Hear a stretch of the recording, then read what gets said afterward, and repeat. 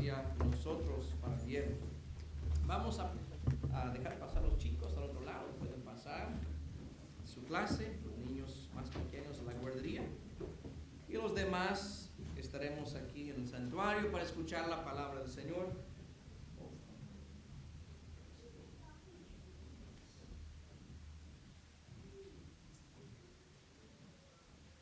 Muy bien. Estamos ya en la tercera semana de una serie nueva de enseñanzas tituladas Preguntas hechas a Cristo Jesús. Durante su ministerio muchas veces las gentes venían para hacer preguntas a Cristo, a veces con motivos nobles y a veces con motivos siniestros. Y la semana pasada iniciamos un estudio sobre esta pregunta que vamos a concluir hoy. La pregunta, ¿quién es mi prójimo? Y para eso quiero que vayan sus Biblias a Lucas capítulo 10. Lucas capítulo 10, de aquí, de esta porción y de esta pregunta, viene lo que conocemos como la parábola del buen samaritano. Y en fin, la frase buen samaritano es conocido hasta por el mundo incrédulo. Cuando alguien hace un acto de generosidad o benignidad a una persona, dice, bueno, este es el buen samaritano, me dio chance en la calle o atendió una necesidad o algo tan sencillo como me abrió la puerta, ¿verdad? Buen samaritano viene de esta parábola que Cristo narró en Lucas 10 y leeremos, mis hermanos, desde versículo 29 al 37. La semana pasada estudiamos esta pregunta, ¿y quién es mi prójimo? Viendo la definición bíblica de un prójimo, ¿no es cierto? Y vimos que el prójimo es aquel que vive a tu lado, el prójimo es en quien tú confías dinero, a quien la persona de quien tú coges prestado te prestan. El prójimo es cualquier persona con quien tienes cualquier interacción. Y estudiamos esa palabra prójimo a lo largo de la palabra de Dios. Hoy vamos a enfocarnos entonces en la historia misma, que es la respuesta a la pregunta, ¿y quién es mi prójimo? Verso 29 dice, mas él, queriendo justificarse a sí mismo, dijo a Jesús, ¿y quién es mi prójimo? Y respondiendo Jesús dijo, un hombre descendía de Jerusalén a Jericó y cayó en manos de ladrones, los cuales le despojaron e hiriéndole se fueron, dejándole medio muerto. Y aconteció que descendió un sacerdote por aquel camino y viéndole se pasó de un lado. Y asimismo un levita, llegando cerca de aquel lugar y viéndole se pasó de un lado. Mas un samaritano que transitaba, viniendo cerca de él y viéndole fue movido a misericordia. Y llegándose vendó sus heridas, echándoles aceite y vino, y poniéndole sobre su cabalgadura, llevóle al mesón y cuidó de él. Y otro día al partir, sacó 2 denarios y diólos al huésped y le dijo, cuídemele, y todo lo que de más gastares, yo cuando vuelva te lo pagaré. ¿Quién pues de estos 3 te parece que fue el prójimo de aquel que cayó en manos de los ladrones? Y él dijo, el que usó con él de misericordia. Entonces Jesús le dijo, ve y haz tú lo mismo. Oremos, Padre Celestial, gracias por tu santa palabra, que sin duda es inspirada, es preservada, es útil para nuestra vida cristiana. Háblenos, Señor, a través de esta santa palabra. Haz que tu palabra sea magnificada en esta mañana, que podamos ver las maravillas de las enseñanzas de Cristo y que cada enseñanza del Maestro tiene un profundo impacto en nuestras vidas, ya que tus mandamientos no son sugerencias y no son condiciones, sino son cosas que tú quieres que nosotros hagamos, que implementemos, Señor, en nuestras vidas diarias. Así que ayúdanos a ver, Señor, el reto grande que pones a través de esta parábola. Y te lo pedimos en nombre de Cristo Jesús. Amén y amén. Pueden tomar asiento, mis hermanos. Ya vimos, ¿verdad?, la semana pasada, que la pregunta que hace el doctor, el intérprete de la ley, tenía, según él, la meta de justificarse a sí mismo. Porque Cristo le había dicho, amas a Dios, amas a tu prójimo, ha respondido bien, haz esto y vivirás. Este hombre sabía que no había amado a todos en su alrededor. Este hombre sabía que su vida no era perfecta ante Dios. Y decía en sí, adentro de sí, Si la persona a quien yo no he amado no es mi prójimo, entonces no estoy en violación de la ley. Si yo puedo tachar a esa persona como mi enemigo, entonces no estoy obligado por la ley a amarle. Y su pregunta así siniestra es, ¿y quién es mi prójimo? O sea, vamos a discutir la definición exacta de lo que es mi prójimo. El propósito de la semana pasada era para mostrarles que a través de la ley de Dios había bastante evidencia dada por Dios en su palabra de quién es un prójimo. Literalmente, desde Éxodo, Levítico, Números, Deuteronomio, lo que los judíos conocían como la ley, una amplia definición de quién es tu prójimo. Y él como doctor de la ley tenía que saber esto. Pero cuando uno se quiere justificar, busca la quinta pata del gato para hacerlo. Y es lo que él intenta hacer.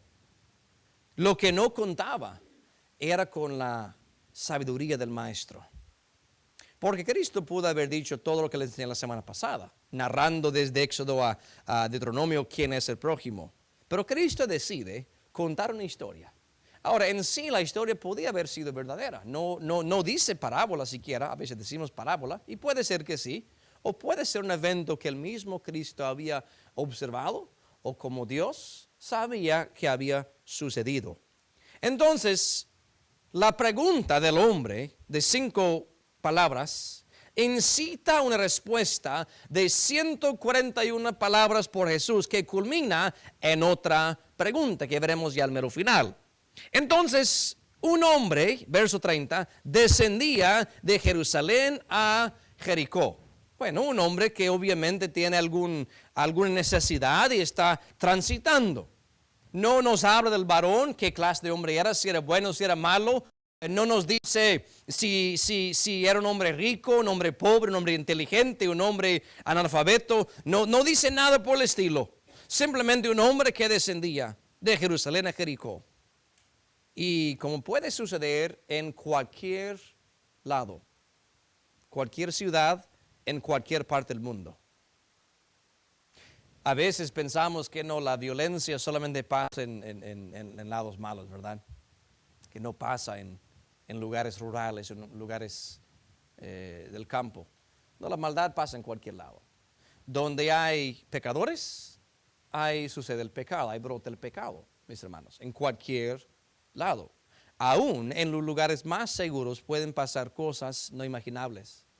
Y este hombre está transitando de Jerusalén a Jericó y cae en manos de ladrones. El primer encuentro en esta historia que Cristo narra sobre la pregunta ¿quién es mi prójimo?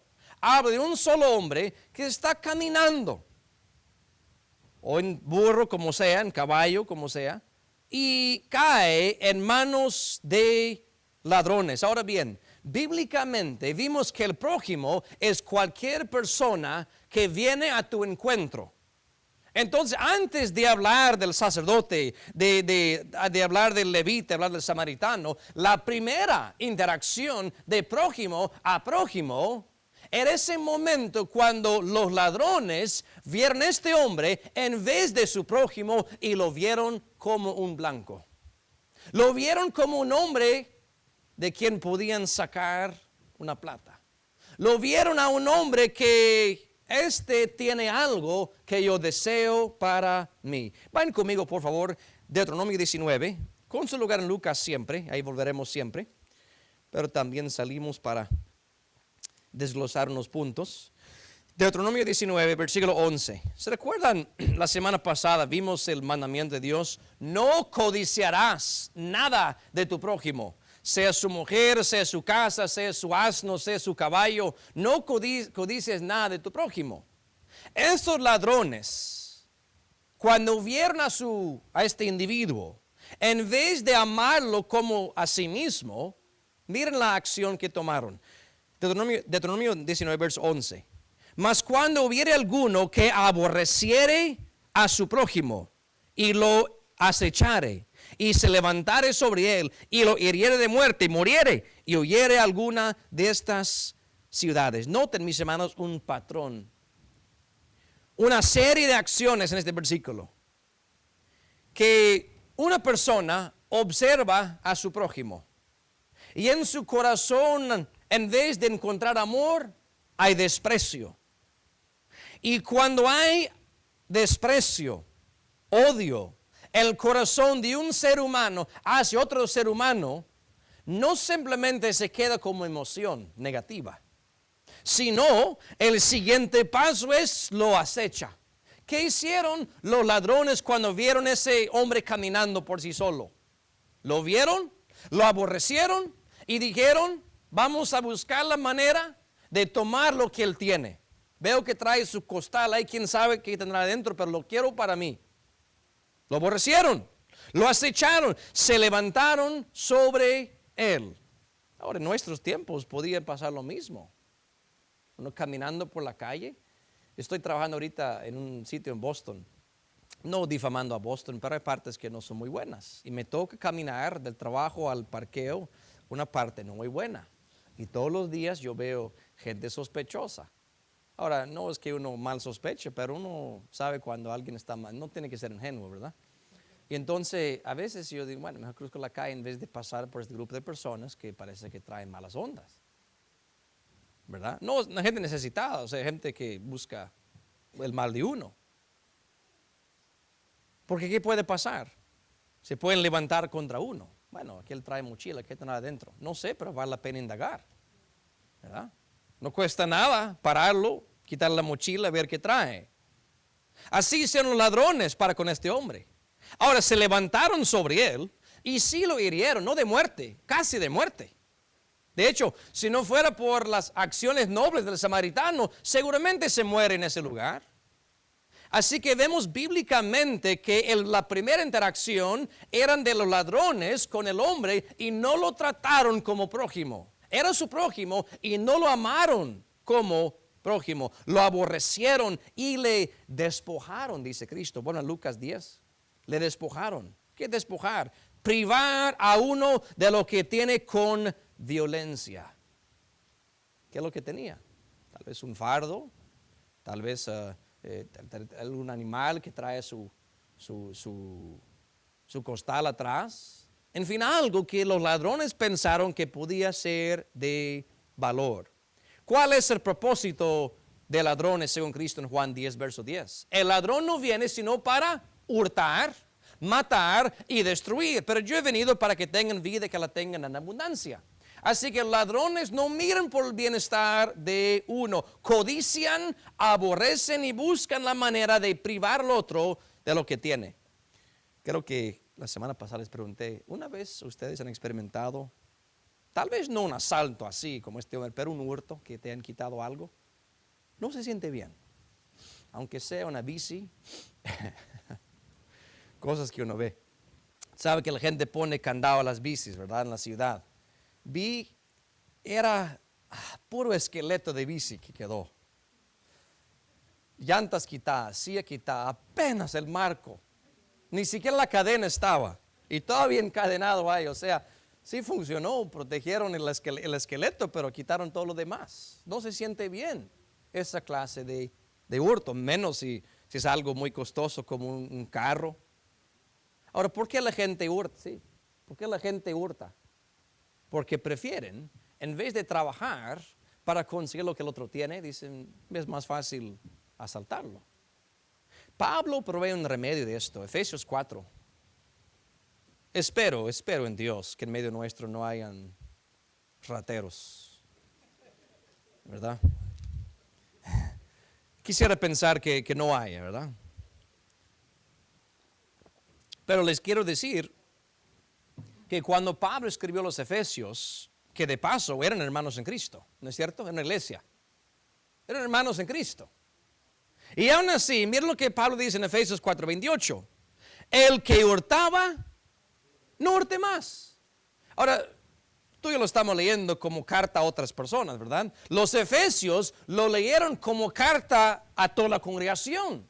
Y deben saber que todo el mundo sabía quiénes eran los que robaban en otro tiempo. ¿Quiénes tenían ese trasfondo de haber sido rateros, de haber sido mañosos?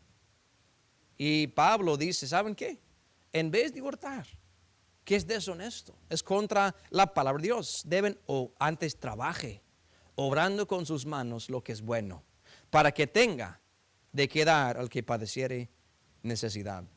Ahora bien, claro que hay casos especiales donde uno obtuvo su fortuna por herencia de los padres y cosas así. Pero en la mayoría de las personas que tienen ciertas cosas, tiene su carro o tiene su casa, parece que vive bien. Lo obtuvieron a través del trabajo. Entonces, en vez de codiciar lo que tu hermano o tu prójimo tiene y decir, voy a buscar la manera, voy a maquinar, voy a acechar para quitárselo, mejor imite su forma de proceder, es decir, yo quiero ser diligente en el trabajo como él o como ella. Y así Dios puede bendecir el trabajo de mis manos, cosa que predicó el hermano ayer. Dios puede bendecir el trabajo de mis manos y yo también puedo tener las cosas que fulano tiene. Pero nunca, nunca demos lugar al diablo diciendo, bueno, voy a privar al otro de lo que él tiene. Bueno, Lucas 10. Los ladrones obviamente no actuaron de acuerdo a la palabra del Señor. Le despojaron, le privaron de lo que él tenía, le hirieron. ¿Qué es herir? Romper o abrir la piel o los tejidos del cuerpo por medio violento, golpear. O sea, si ya le quitamos el costal de que él tenía de dinero, de quién sabe, de plata, ¿por qué le van a golpear? ¿Qué motivo tener unos ladrones para golpear y dejar casi inválido al blanco? Para que no nos siga. Porque si le quitamos lo que él tiene y nos vamos huyendo, fácilmente nos alcanza si está en buena salud. Es más, con la adrenalina de repente más rápido que nosotros será. Pero si lo golpeamos y lo dejamos inválido, quebramos unos huesos, él estará en tanta angustia que no habrá forma de que él nos alcance. Obviamente no están siquiera valorando la vida humana. Gente mala. Ahora, la historia, eso es ya la primera interacción, que debía de ser de prójimo a prójimo. Verso 31. Y aconteció que descendió un sacerdote por aquel camino y viéndole se pasó de un lado. Leeremos a 32 porque son dos individuos, pero caen en el mismo grupo. Y asimismo un levita, llegando cerca de aquel lugar y viéndole se pasó de un lado. En estos dos versos se nos presentan dos personas con la misma reacción hacia el viajante. Por cierto, eran personas religiosas. Menciona primeramente el sacerdote. ¿Quién era el sacerdote? Bueno, una persona de la tribu de Leví, pero específicamente de los hijos de Aarón. El sacerdote tenía el trabajo noble de ofrecer sacrificios a Dios a favor del pueblo. El sacerdote podía entrar al lugar santo donde no podía entrar todo el mundo. Podía interceder por el pueblo cuando fuese necesario. El sacerdote sin duda conocía la ley de Dios. Ahora, de paso, en el Antiguo Testamento, ¿qué clase de ofrendas y sacrificios llevaba el pueblo al sacerdote? Animales, a veces de cereales y trigo y todo, pero en ciertos casos, pero en cuanto a expiación de pecado, animales. Y el sacerdote tenía que cortar el cuello de estos animales, colectar la sangre, vaciarla sobre el altar. Ahora, ¿ustedes creen que él andaba con un traje especial que le protegía, ponía guantes de doctor para no ensuciar las manos? No. Mis hermanos, el trabajo de sacerdote era un trabajo sangriento. Un hombre que no le costaba tanto como algunos de nosotros, no les cuesta nada la cabeza del cuello de una gallina para hacer un caldo, no cuesta nada cortar la cabeza del animal para hacer la sopa, ¿verdad? Otros, da asco, ¿verdad? Así era el sacerdote. Este hombre literalmente bregaba con sangre todos los días de su vida. Sin embargo, cuando ve el prójimo sangrando. Me da asco. Cuando ve la sangre de un ser humano siendo derramada, no puede prestar atención. Por otro lado, tenemos la verdad que el sacerdote conocía la ley de Dios y él debía enseñar esa ley a su pueblo. Bueno, Malaquías 2.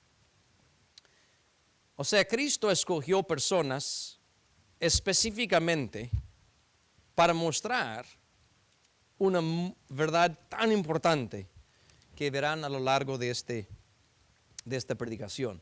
Malaquías 2, versículo 7. Porque los labios de los sacerdotes han de guardar la sabiduría, y de su boca buscarán la ley, porque mensajero es de Jehová de los ejércitos. Pregunta, ¿los sacerdotes que sabían la ley enseñaban al pueblo o no enseñaban al pueblo? Tenían que enseñar al pueblo. Era parte de su trabajo. Dice aquí Malaquías, y de su boca buscarán la ley. Cualquier pregunta que tuviese, preguntaría al sacerdote, explícame esto de la ley de Dios. Está bien, te lo explico. Ahora, parte de la ley que vimos la semana pasada, en Levítico 19, 18, amarás a tu prójimo como a ti mismo. Ahora, no me van a convencer que el sacerdote en la historia no conocía ese pasaje. Cualquiera lo conocería. Los 10 mandamientos, el 11º, podríamos decir, ama a tu prójimo como a ti mismo. Lo sabemos porque el mismo intérprete de la ley en Lucas 10 respondió eso después de decir, amarás a Dios sobre todas las cosas y a tu prójimo como a ti mismo. Era conocido, bien conocido. Encima de eso va en Éxodo 23.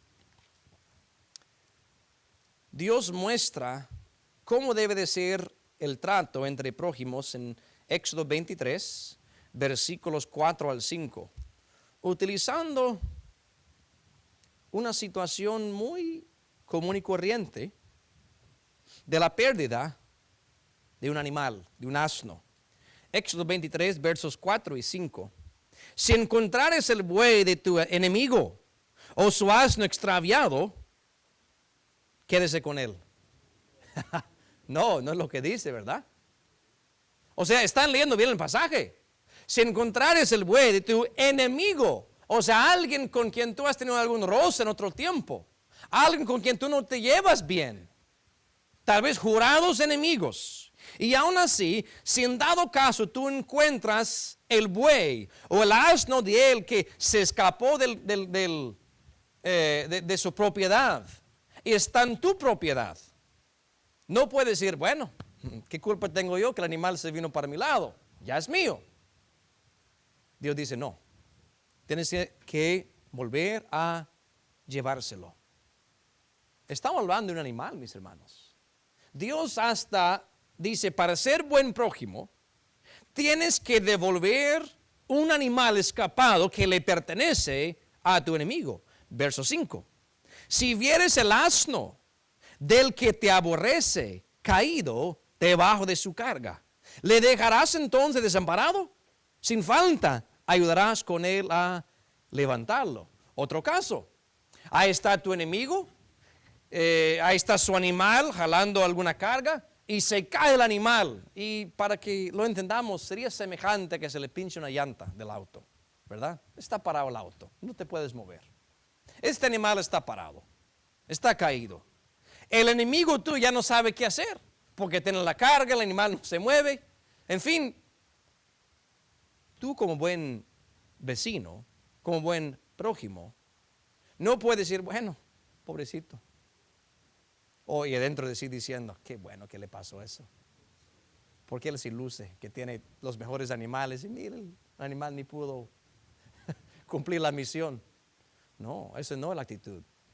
La actitud no es alegrarse por el infortunio de tu enemigo, siquiera del prójimo, del amigo, del enemigo. Sin falta, ayudarás con él a levantarlo. Usted va a meter el hombro ahí para levantar el gran animal. O sea, si Dios dio estas leyes en cuanto a los animales de tu enemigo, ¿qué mayor responsabilidad tenía el sacerdote y el levita para ayudar no al animal de su enemigo, sino de un ser humano como ellos mismos? Una persona que tal vez en otro tiempo había visitado el templo o el tabernáculo, había visitado donde ministraba el sacerdote y el levita. Lamentablemente los dos tuvieron la misma reacción de indiferencia. Pasaron de un lado y de otro lado. La pregunta es, ¿por qué? Malaquías 1. Malaquías 1. Hay muchas excusas que se pudo haber presentado, justificaciones para decir, bueno, yo no ayudé por esto y el otro. Estaba ahí contra el reloj, tenía que ir a casa, tenía que hacer esto y el otro, no quería ensuciarme la ropa, en fin, muchas razones. Ninguna justificación sería válida, por supuesto. Pero yo creo que en Malaquías 1, verso 10, encontramos el sentir de por qué ellos no quisieron prestar mano.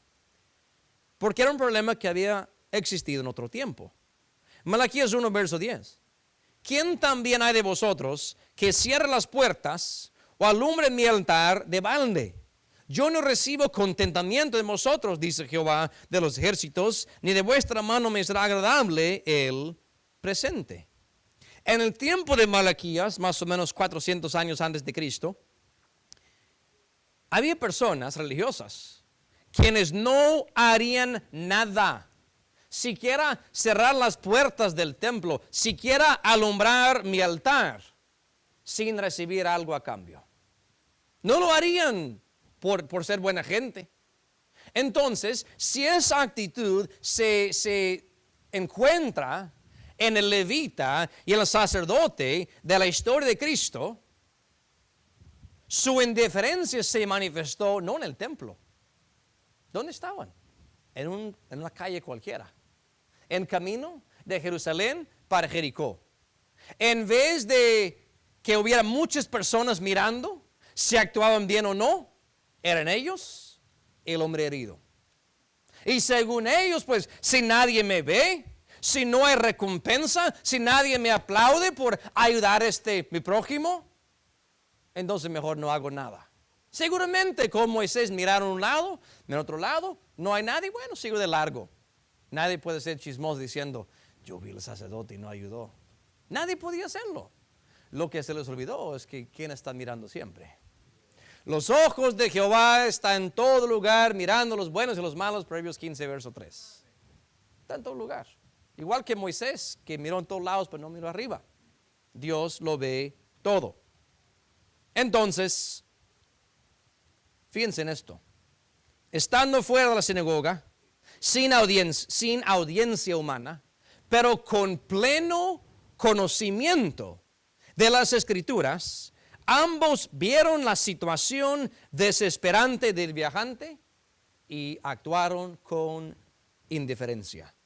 La raíz de su inacción era una falta de compasión. Una falta de compasión. Santiago 4. Ahora, hay una pregunta que a veces surge en estos casos. Y la pregunta es, bueno, no actuaron, pero era un pecado en sí. O sea, no hice como ladrón, no le quité ninguna posesión, no le herí, que eso sí es pecado, ¿verdad? Pero simplemente decidí no actuar. Entonces estoy en la zona neutral. Santiago 4, verso 17. El pecado pues está en aquel que sabe hacer lo bueno y no lo hace. ¿Qué es eso? La indiferencia. El sacerdote sabía qué hacer, el levita sabía qué hacer. Ambos tenían conocimiento de la palabra y la responsabilidad de responder a la necesidad de este viajante. Y ambos estaban pecando sin debate cuando actuaron o dejaron de actuar a favor de este hombre.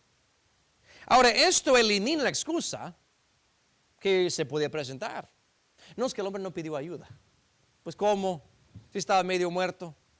languideciendo en su propia sangre, tal vez costaba respirar y vas a decir que, bueno, no me pidió ayuda. Bueno, no vamos muy lejos. ¿Qué tal en nuestros casos? Tú ves a alguien con necesidad, un prójimo. Y dice, bueno, si me piden, entonces les doy. Si presenta alguna necesidad, entonces, bueno, ni modo, pues hay que ayudar.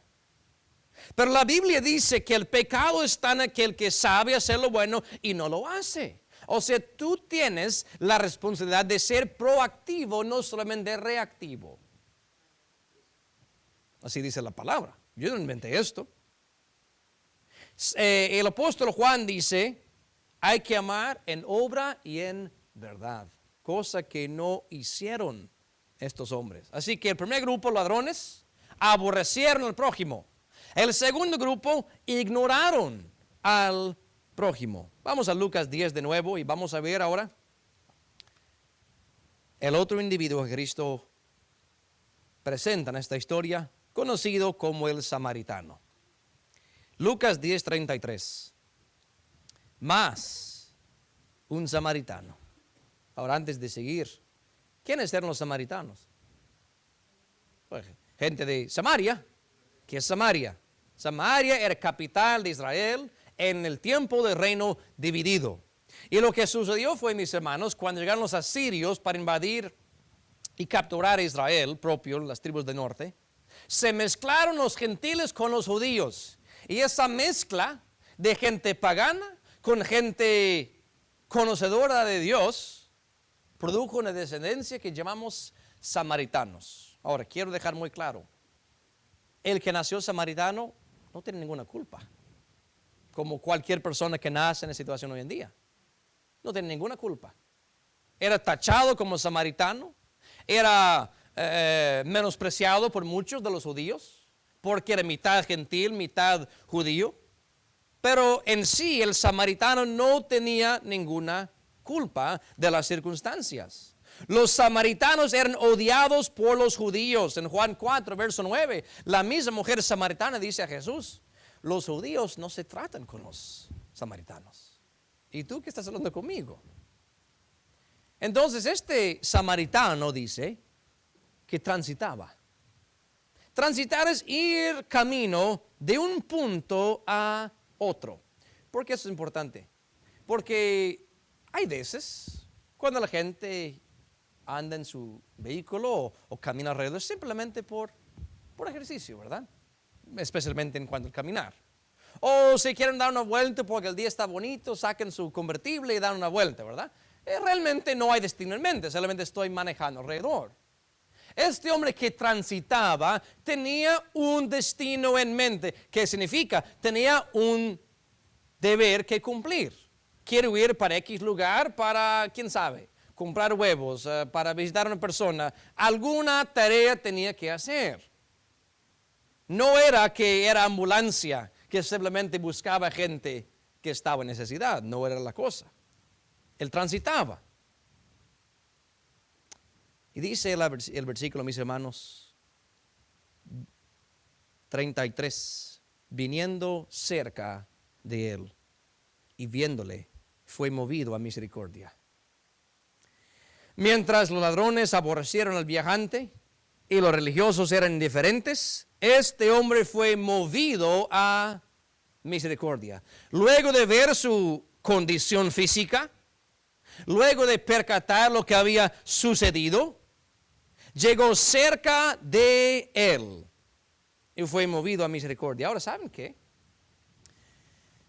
Se estaba poniendo en una situación peligrosa.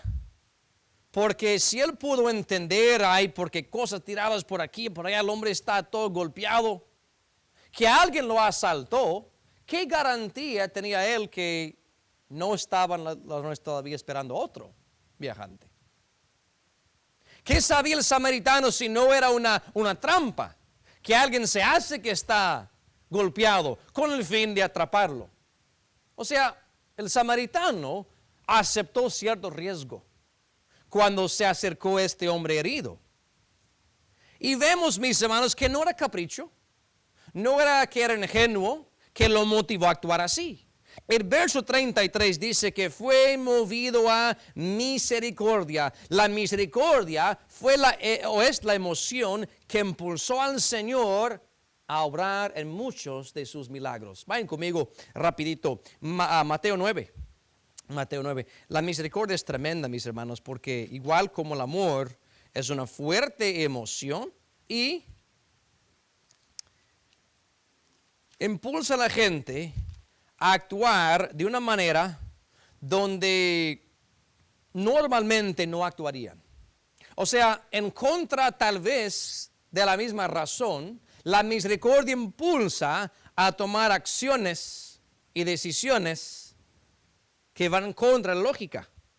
Mateo 9, versículo 27. Dice, y pasando Jesús de allí, le siguieron dos ciegos, dando voces y diciendo, ten misericordia de nosotros, hijo de David.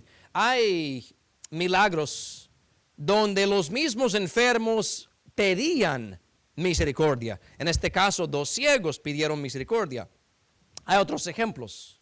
Y Cristo mostró misericordia respondiendo, dándoles a ellos lo que ellos necesitaban. En cuanto a los ciegos era la vista. Pero hay otros casos aún donde Cristo mostró la misericordia sin que le pidieran. Por ejemplo, Marcos 5. Marcos 5. O sea, mostrar misericordia porque te lo pidieron es noble, pero no es el nivel más grande de misericordia. Marcos 5, versículo 19. Mas Jesús no le permitió, sino le dijo, vete a tu casa, a los tuyos, y cuéntales cuán grandes cosas el Señor ha hecho contigo y cómo ha tenido misericordia de ti. Si lee toda la historia, era un hombre endemoniado, que él de ninguna forma pidió misericordia del Señor. El Señor mismo dignó de mostrarle misericordia, aunque ese hombre era endemoniado fuera de sí. Y la misericordia es lo que motivó al samaritano a aceptar riesgos de su propia vida, a parar la misión que tenía a la mano y actuar a favor de este hombre herido. Y la misericordia es el elemento que hacía falta en las vidas del sacerdote y del levita. Para Mateo 23. Ahora, no podemos tachar a todos la gente religiosa en el tiempo de Jesús con la misma descripción, pero Cristo mismo dice esto, así que con eso no hay ningún argumento. Mateo 23, versos 23 y 24. Ay de vosotros, escribas y fariseos, hipócritas, porque diezmáis la menta y el eneldo y el comino, y dejasteis lo que es lo más grave de la ley, es a saber, el juicio y la misericordia y la fe. Esto era menester hacer y no dejar lo otro. Guías ciegos, que coláis el mosquito, mas tragáis el camello.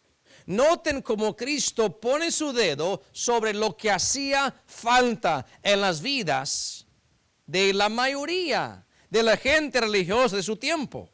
Ellos no tenían, estaban pasando por alto el juicio, la misericordia y la fe. Y para ponerlo en una forma de ilustración, dice, coláis el mosquito. O sea, las cosas pequeñas haces, diezman, qué bien.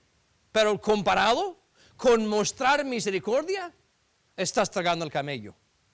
Estás obviando los mandamientos grandes de amar a tu prójimo como a ti mismo, de amar a Dios sobre todas las cosas. Y se atreven a decir, pero yo hasta diezmo sobre mis hierbas.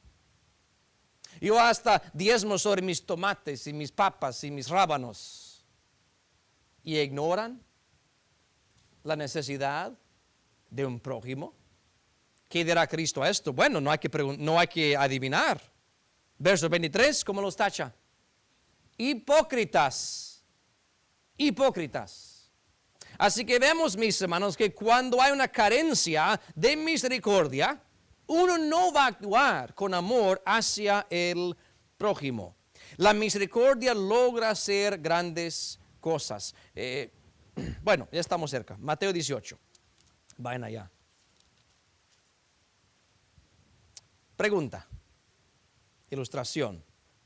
Alguien te debe una grande cantidad de dinero, lo que usted considera grande. Sea $100 o sean $1,000 o sean $10,000, una gran cantidad. Es una deuda legítima, o sea, nada que tú le engañas, no, deuda legítima. ¿Qué podría impulsarte a perdonar esa deuda? Dirá uno, de ninguna manera, yo quiero mi dinero. Nadie me va a hacer eso. Yo hasta la tumba llevo rencor si no me paga mi dinero. Bueno, mira esta historia, Mateo 18, versículo 27 dice, el Señor, movido a misericordia de aquel siervo, le soltó y le perdonó la deuda. Enfóquense, mis hermanos, en el poder de la misericordia aquí. De una persona que tenía una legítima deuda, que fue mandado a la cárcel hasta que pudiese pagarla. Y el Señor de él le mostró misericordia perdonándole la deuda. El poder de la misericordia. Así que te hace actuar de forma, no voy a decir racional porque es malsonante, te hace actuar en contra de lo que tu carne desea hacer. Incluso te hace actuar como Dios actúa. ¿Por qué lo digo? Efesios 2:4 dice que Dios por su mucho amor con que nos amó y su misericordia nos salvó. Quiero decir esto muy reverentemente. Dios muestra misericordia. Dios perdona. Ahora, Dios sería totalmente justificado en no perdonar a nadie. A decir, ustedes me pecaron contra mí, me deben, me pagan, punto y final. Dios actúa no de forma irracional, sino de forma en contra de lo esperado, cuando movido a misericordia, Él nos perdona y Él nos salva. Ahora, no es que usted va a salvar a alguien mostrando misericordia, pero usted puede actuar como el buen samaritano actuó cuando es motivado a misericordia. Otra historia, Lucas 15. Lucas 15. Conocen la historia del hijo perdido, conocido como el hijo pródigo, ¿verdad? Y ustedes saben cómo es la historia. El muchacho quería su dinero antes de la muerte de su padre. El padre se lo da y él va y malgasta todo viviendo desesperadamente. Viviendo locamente, podríamos decir. Cuando se arrepiente, cuando vuelve a la casa, el padre sería totalmente justificado en decirle, mi hijo, te fuiste. O sea, te fuiste, yo no te boté de la casa. Así que si quieres ser mi vecino está bien, pero estar así bien conmigo no va a pasar. Y entenderíamos el razonamiento del padre. Sin embargo, cuando el hijo viene todo arrepentido y todo indigno como él solo, Lucas 15:20 dice, y levantándose vino a su padre, y como aún estuviese lejos, viólo su padre y fue movido a misericordia, y corrió y echóse sobre su cuello y besóle. El padre actuó en contra de lo esperado cuando perdonó totalmente a este hijo perdido.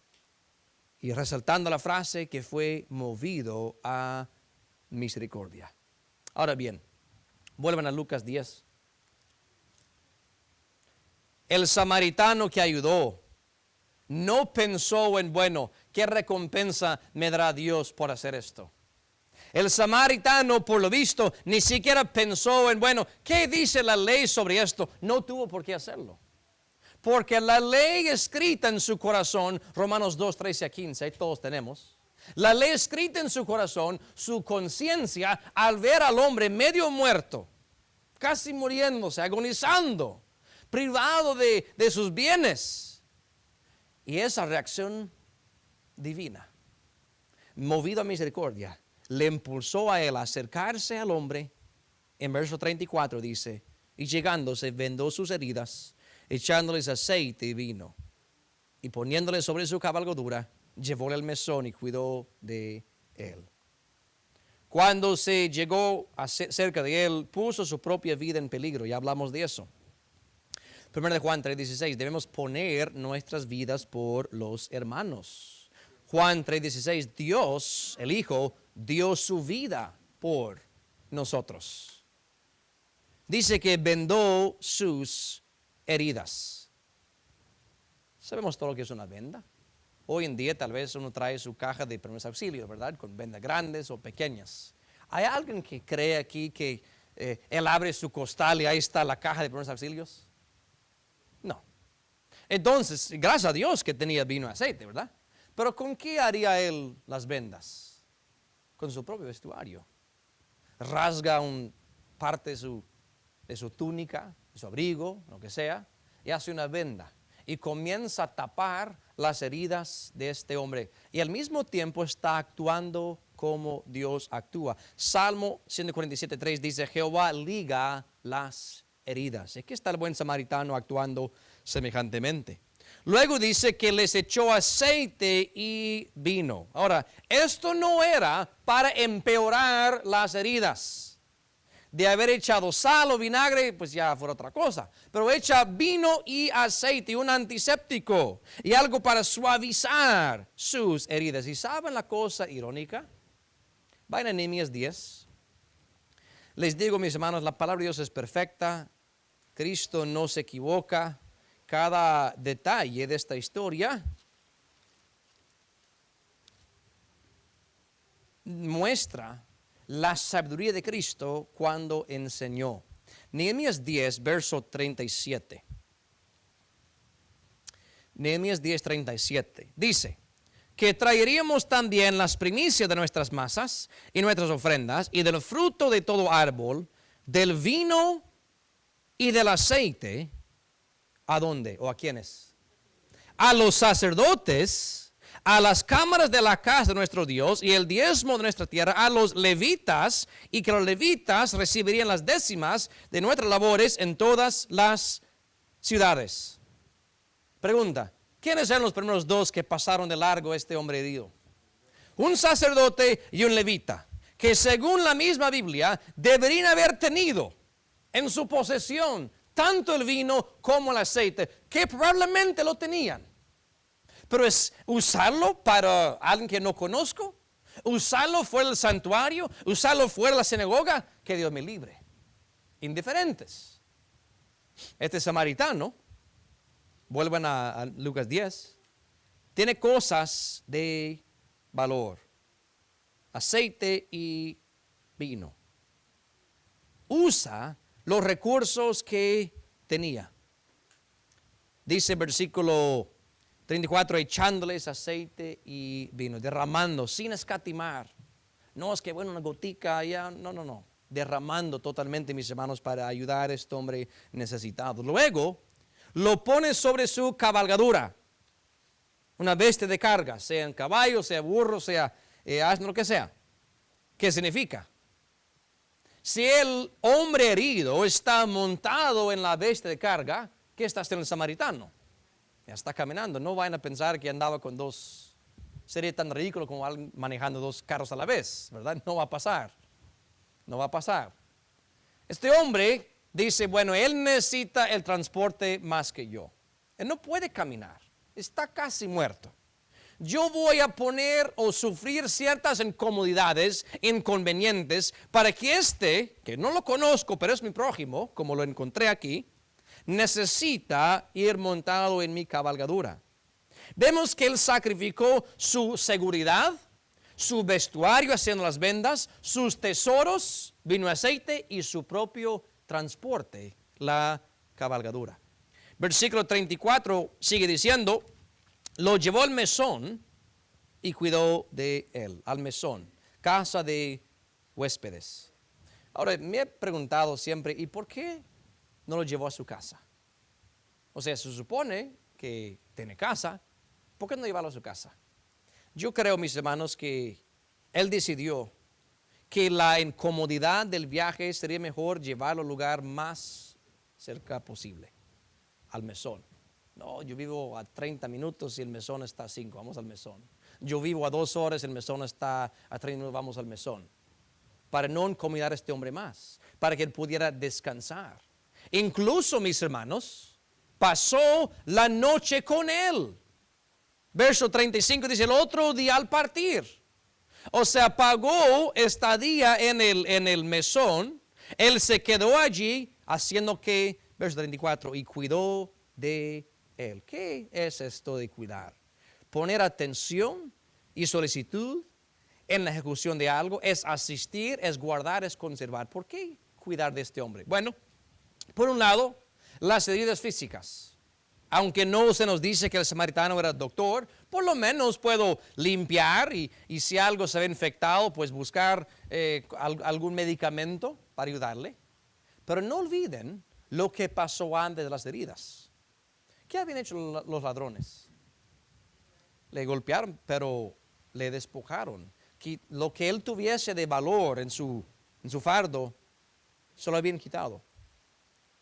¿Quién sabe lo que traía? Quizás era el ahorro de su vida. Quizás era algo para su esposa. No sé qué haya sido, pero algo de valor. Por eso se lo quitaron. ¿Qué angustia mental se produce cuando uno pierde algo que es de valor? No sé cuándo, una vez, mis hermanos, yo pensé en mí que había perdido $1,500. Y la angustia mental que se me sobrevino, pensé que lo tenía en mi bolsillo y ya no estaba. Esto hace muchos años y, ay, ¿qué voy a hacer? Ese dinero tenía un propósito, ya me lo he perdido. Y yo digo que tenía que ser un milagro porque estaba seguro que estaba mis pantalones y abro el gavetero de mi carro y ahí estaba. Wow, gracias a Dios. Pero no podemos negar que cuando uno pierde algo de valor, hay una angustia mental. El samaritano le habla al hombre herido y dice, mira, lo que tú pides está bien, no te preocupes. Se puede recuperar. Lo que no se puede recuperar es tu vida. Tú tienes vida todavía. Sí, perdiste, quién sabe, 100 talentos, 100 ciclos de plata. Pero se recupera, no te preocupes. Y el hombre angustiado. Y el samaritano cuidando de él. 1 de Pedro 5:7, echando sobre él todas vuestras ansiedades, porque él tiene cuidado de vosotros, dice la palabra del Señor. El Señor tiene cuidado de nosotros, tal como el samaritano consoló y habló bien, animó al hombre herido, así hace el Señor para con nosotros. Verso 35, rápidamente, Lucas 10:35. Y otro día al partir, sacó 2 denarios. Un denario lo que se gana en un día, un jornalero. Y los dio al huésped y le dijo, cuídemele. Y todo lo que de más gastares, yo cuando vuelva te lo pagaré. 2 días de pago. Imagínese lo que usted gana una semana. Serían 40%. Para ayudar a un hombre que tú no conoces.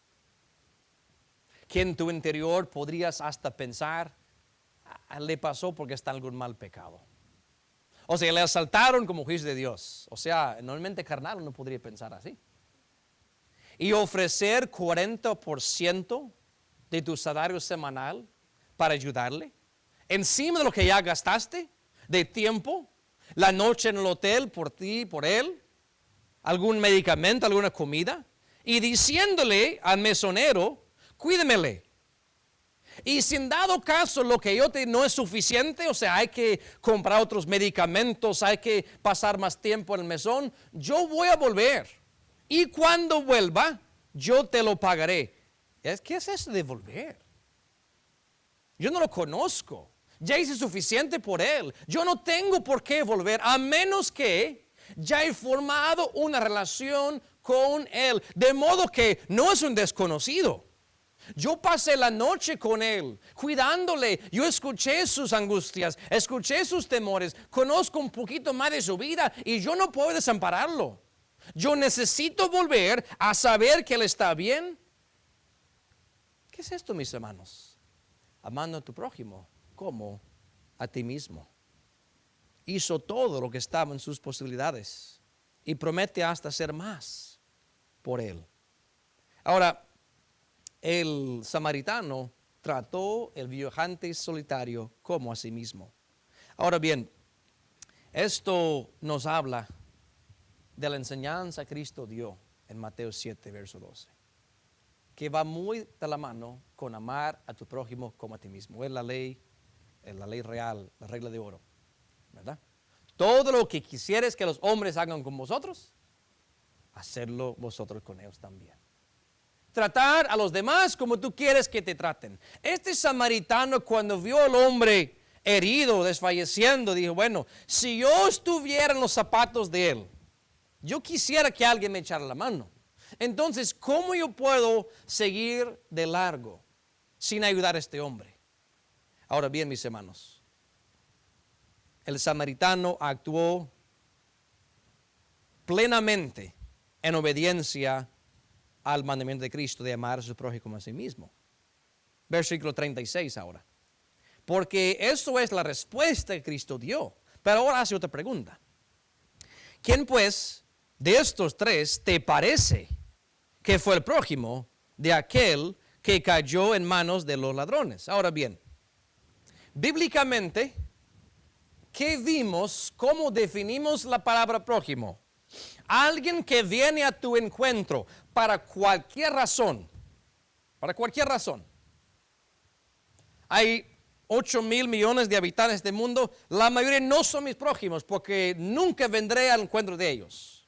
Pero cualquiera de ellos, al venirse a mi encuentro, o en persona, o por teléfono, o en línea, como sea, vendrán a ser mis prójimos y tendré la responsabilidad de amarles como a mí mismo. Entonces, con esa definición de prójimo, de prójimo a prójimo, vemos ladrones con el hombre. Vemos el levita, el sacerdote con el hombre, el samaritano con el hombre, el samaritano con el mesonero. Todos eran prójimos y debían actuar con amor el uno hacia el otro. Pero Cristo está resaltando el mal concepto que tenía este doctor de la ley cuando le pregunta, ¿quién pues de estos tres te parece que fue el prójimo de aquel que cayó en manos de los ladrones? O sea, ¿quién te parece que actuó como un prójimo debería actuar? Ahora, él no era tonto y no se podía argumentar contra la verdad. Aunque era judío y odiaban a los samaritanos, no puede decir, el sacerdote actuó bien porque es sacerdote. No, esa clase de ceguera, esa clase de ser ingenuo, diciendo, porque fulano es tal, siempre actúa bien, es un gran error, grave error. Y al mismo tiempo, como judío orgulloso de su religión, no pudo pronunciar la palabra samaritano en una buena luz. Miren cómo responde. Y él dijo, el que usó con él de misericordia. Pues en la historia, ¿quién fue el único que usó misericordia con su prójimo? Fue el samaritano. Pero no pude decirlo. O sea, en mis labios no puedo usar samaritano en una luz positiva. Pero la verdad, como tú presentas la historia, el samaritano es el único que amó a su prójimo. Entonces Jesús le dijo, ve y haz tú lo mismo. Su propia conciencia le decía quién realmente amaba a su prójimo. El doctor de la ley aquí entendió, reconoció que es amar al prójimo. Jesús le manda ir y hacer lo mismo. Ahora, vamos a terminar unos momentos, pero quiero que piensen en esto. El sacerdote y el levita tienen conocimiento alto de la ley. El samaritano no sé. Por lo menos la ley del corazón tenía. En el momento de actuar, ¿qué fue más provechoso? ¿El intelecto de la ley o la aplicación de la ley en la vida de uno?